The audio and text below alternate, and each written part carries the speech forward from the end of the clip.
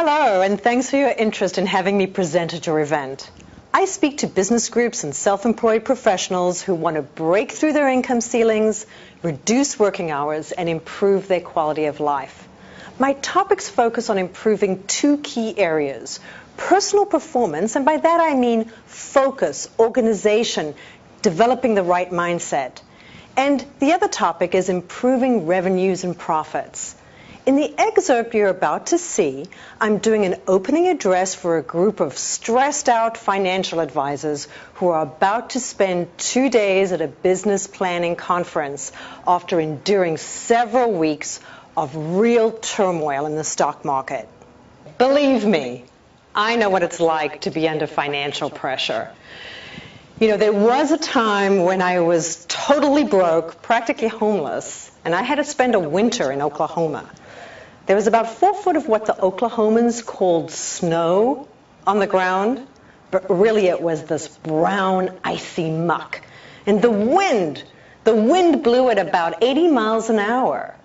And there I was, having come through the worst financial crisis of my life, living in a friend's borrowed 18-foot travel trailer.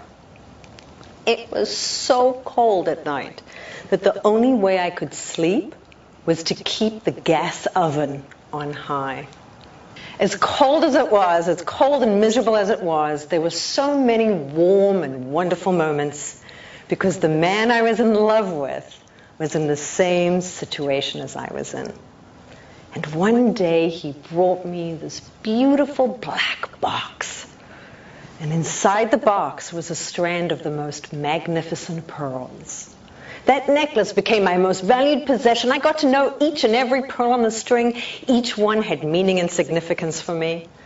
And whenever I'd wear that necklace, people would tell me how radiant and beautiful I looked, and I knew it was just the pearls. And then one day, years later, when I had moved to Miami and I bought a home with real walls and central air and heat and everything, I had some girlfriends over to my house. We were going on a girls' night out. Our plan was to have a party before going out to an expensive fundraiser. And everybody was over at my house getting ready to go out.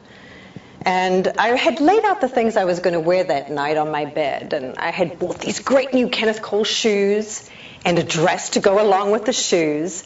And next to the dress, I put out my very precious pearls. And one of my girlfriends went over to the bed to inspect what I was wearing, reached for the pearls, and she said, "Geez, Mandy, I never figured you for somebody who'd wear these cheap imitations." See, what my girlfriend didn't realize was that the value of the pearls lay not in the price that was paid for them. The value of the pearls lay in the thought behind the gift. Your life is a gift of precious moments strung together. The value of your life, the meaning of your work lies not in the price you pay, not in the sacrifice and the stress. The value of your work lies in the thought behind what you do. In my book, Survival Guide for the Self-Employed, How to Thrive in Tough Economic Times, I use the wilderness as a metaphor for the business environment that we're in now. Do you know what's interesting? The most common reason businesses fail is the same as the #1 reason people die out in the wilderness. Now, I bet some of you are thinking, wait a minute, that doesn't make any sense. I don't know any businesses that have failed from hypothermia. And the question I have for you is this: do people die in the wilderness because of hypothermia or because they failed to properly prepare for the possibility of extreme cold? You see, even in sub-zero temperatures, with proper preparation, people survive because they have the right training, the right conditioning, the right equipment. Business works exactly the same way. With proper preparation, not only can you survive the possibility of lean times, but you can use it as a launching pad for spectacular success. Look at companies like Disney, Microsoft, Wrigley Gum.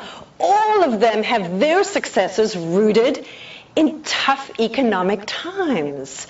And if you've read the articles recently in USA Today and Inc. magazine, then you've seen evidence to support the idea that, in fact, a recession may be the best time to start and grow a business. You know, it's like going on vacation in the off-season. There's no crowds, you have free reign, and everything's on sale. So now let's talk about how we're going to launch your success